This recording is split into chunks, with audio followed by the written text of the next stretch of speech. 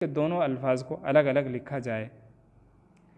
इसके बाद समझना सिखाना, इब्तिदाई मंजिल पर पढ़ना, इब्तिदाई मंजिल पर बोलना, पढ़ना और लिखना सिखाने के बाद जो मरहला आता है वो समझना सिखाना आता है। आपसे सवाल पूछा जा सकता है बोलना, पढ़ना और लिखना सिखाने के बाद कौन सा मरहला आता है, तो बहुत आसान सी बात है, आपको ये जवाब इसका याद रखना है कि समझना सिखाना आता है, जिसको तफ़हीम भी कहा जाता है। समझने को क्या कहा जाता है साथियों?